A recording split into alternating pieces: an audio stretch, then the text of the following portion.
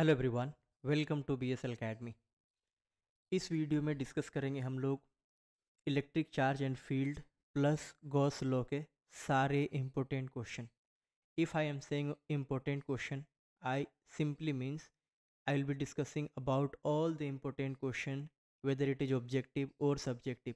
तो ऑब्जेक्टिव के बारे में भी बात करेंगे और सब्जेक्टिव के बारे में भी बात करेंगे।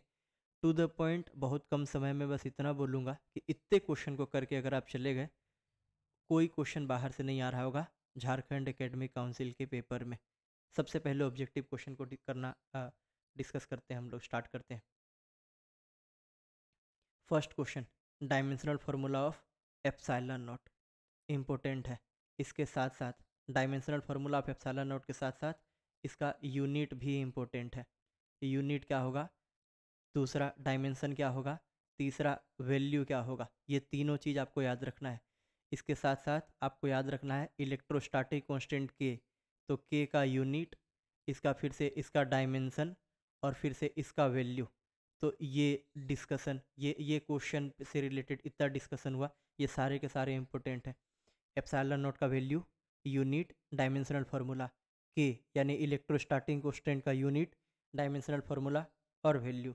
Question number next, Gauss law. तो गॉस लॉ का स्टेटमेंट और उसका जो मैथमेटिकल एक्सप्रेशन होता है, तो क्या होता है, phi equal to E dot D S equal to Q in by epsilon naught, Q in close by epsilon naught. अच्छा, ये सब्जेक्टिव क्वेश्चन में इसका प्रूफ भी इंपॉर्टेंट है, तो ये भी आपको याद रखना है। दोनों चीज़ ऑब्जेक्टिव क्वेश्चन में, ये स्टेटमेंट और प्रूफ। हम लोग इसमें क्वेश्चन का सॉल्यूशन या फिर आंसर पर डिस्कस नहीं करेंगे, हमको क्वेश्चन बताना है। और अगर आप चाहते हैं कि इससे रिलेटेड आपको पूरा डिस्कशन मिल जाए, तो ऑब्जेक्टिव क्वेश्चन, सब्जेक्टिव क्वेश्चन का प्लेलिस्ट ही बना हुआ है, इलेक्ट्रिक चार्ज एंड फील्ड। सब पढ़ सकते हैं, उतना पढ़ लीजिए, आपको कुछ नहीं पढ़ना है। Number of electron in 1 coulomb charge, तो 1 कूलम चार्ज में कितने इलेक्ट्रॉन होते हैं। इसी क्वेश्चन को पूछा जा सकता है, मिनिमम पॉसिबल चार्ज कितना हो रहा होगा।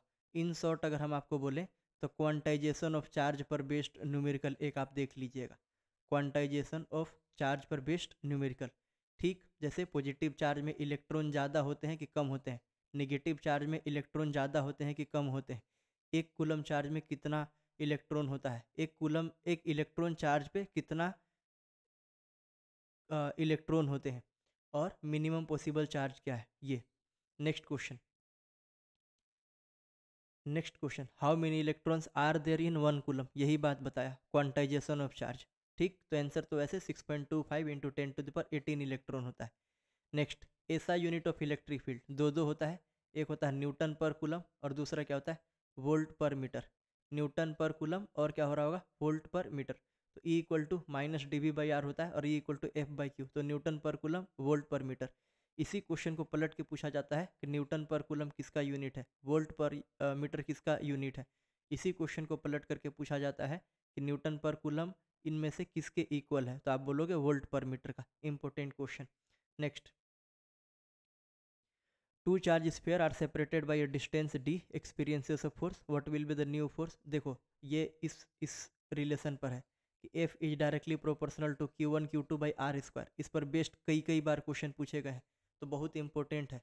चार्ज को डबल कर देंगे, रेडियस को डबल कर देंगे, चार्ज को एक को डबल, दूसरे को हाफ, रेडियस को डबल, ऐसे क्वेश्चन। तो इस तरीके के क्वेश्चन आपको करके जाना है, 100% पूछा जाता है। Next, when an electric dipole is placed in uniform electric field it experiences, तो यूनिफॉर्म इलेक्ट्रिक फील्ड में जब डाइपोल को प्लेस किया जाता है तो क्या मिलता है। तो सबसे पहला बात होता है कि नेट फोर्स जो होता है वो होता है 0। ठीक, और टॉर्क जो हो रहा होगा, टॉर्क कुछ ना कुछ हो रहा होगा, तो टॉर्क 0 नहीं हो रहा होगा। एक क्वेश्चन ये हो गया। दूसरा क्वेश्चन इसी पे, प्लेस्ड इन यूनिफॉर्म की जगह नॉन यूनिफॉर्म रहेगा, तो नेट फोर्स भी 0 नहीं होगा और टॉर्क भी 0 नहीं हो रहा होगा, दोनों हो रहा होगा। याद रखिएगा, कई बार पूछा हुआ क्वेश्चन और बहुत important. Next, a charge q is enclosed by Gaussian surface of radius r, if the radius is doubled then outward electric flux will be। तो देखो, फ्लक्स जो होता है वो क्या होता है, E डॉट डी एस होता है और ये होता है Q in by epsilon not. तो रेडियस पे ना डिपेंड ही नहीं करता, रेडियस पे डिपेंड ही नहीं करता, तो रेडियस कितना भी कर दीजिए सेम रह जाएगा।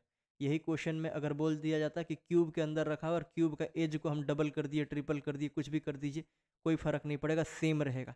इस तरीके के क्वेश्चन भी ध्यान में रखिएगा। Gaussian surface includes an electric dipole within it, total flux across the sphere, कर लिए डिस्कस हम लोग। तो फ्लक्स क्या हो जाएगा, अच्छा डाइपोल है, सॉरी डाइपोल है तो मतलब क्या हो रहा होगा, पॉजिटिव चार्ज और नेगेटिव चार्ज। अब टोटल चार्ज देखोगे तो जीरो, तो फ्लक्स कितना हो जाएगा, तो फ्लक्स भी हो जाएगा जीरो, ये question. Next question, relation between E and V, तो ई एंड वी के बीच में क्या रिलेशन होता है, E equal to minus D V by D R. Next, relation between axial and equatorial position electric field, तो axial point dipole की वजह से जो इलेक्ट्रिक फील्ड होता है एक्सियल पॉइंट पे, वो क्या होता है 2 into electric field due to equatorial position, तो ये 2 टाइम्स हो जाता है, याद रखना ऑब्जेक्टिव क्वेश्चन के लिए इंपॉर्टेंट है।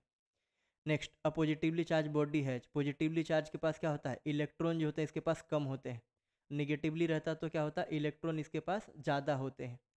Next, 2 point charge plus 3 and plus 4 microcoulomb repel each other with a force of 10 Newton. If each charge is given minus 6 microcoulomb, then the new force is. इस तरीके के क्वेश्चन पूछे जाते हैं कि दो ठो चार्ज दिया हुआ है, 10 न्यूटन का फोर्स है, मतलब कोई फोर्स दिया रहेगा, अगर दोनों के एडिशनल चार्ज दे दिया जाए माइनस 6 माइक्रोकूलम का, तो कितना होगा, तो बस देखिए डिस्टेंस सेम रह जाएगा और चार्ज अलग हो जाएगा, पहले 3 था तो 3 माइनस 6 यानी कि माइनस 3 हो जाएगा, और यहाँ पे 4 माइनस 6 यानी कि कितना हो जाएगा, माइनस 2 हो जाएगा। तो बस इसी के हेल्प से आपको चार्ज का वैल्यू चेंज हो गया, डिस्टेंस सेम है, आपको फाइंड करना रहेगा, ऐसा क्वेश्चन बहुत इंपॉर्टेंट है। Next, the electrostatic potential energy, तो इलेक्ट्रोस्टैटिक पोटेंशियल एनर्जी का फॉर्मूला क्या होता है, V equal to K Q one Q two by R, बस इस पर प्लेस कर देना है, मिल जाएगा आपका answer.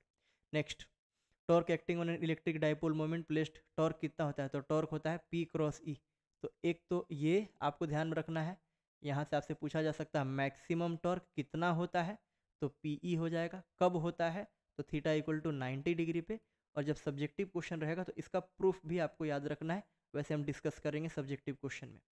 Next, a point charge Q is placed in electric field magnitude D, the force experience, तो फोर्स कितना हो जाएगा, F equal to Q into E ई, क्योंकि E इक्वल टू क्या होता है F बाई क्यू, तो F इक्वल टू हो जाएगा क्यू ई, तो ये बात आपको ध्यान रखना है। Next,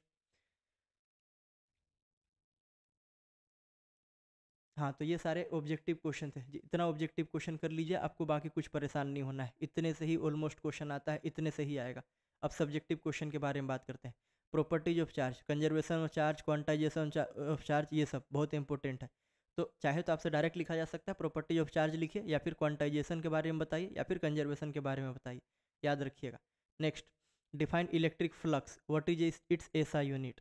next, derive expression for torque, अभी बात किया, torque acting on an electric dipole kept in uniform electric field, torque equal to P sine theta का डेरिवेशन करना है, इंपॉर्टेंट है। Define electric field line, write it property, तो electric field line का property पूछा जा सकता है, डिफाइन करने के लिए पूछा जा सकता है, या उसी का कोई प्रॉपर्टी को उठा करके पूछा जा सकता है कि इलेक्ट्रिक फील्ड लाइन से एक दूसरे को क्रॉस क्यों नहीं करते, कट क्यों नहीं करते, इंटरसेक्ट क्यों नहीं करते। नेक्स्ट क्वेश्चन, गॉस थ्योरम और इसका यूज, तो देखो इसमें गॉस थ्योरम में आपको 4 क्वेश्चन बोल रहा हूँ, एक क्वेश्चन मान के चलो कि आ जाएगा।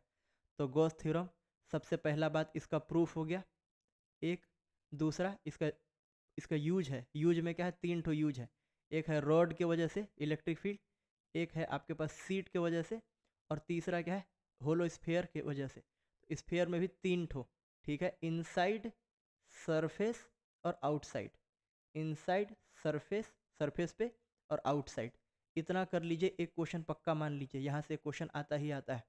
Next, define electric dipole moment, derive expression for electric field, हाँ तो आपको इलेक्ट्रिक डाइपोल मोमेंट यानी पी को डिफाइन करना है, और एक्सियल पॉइंट पे और इक्वेटोरियल पॉइंट पे आपको इलेक्ट्रिक फील्ड का एक्सप्रेशन निकालना है।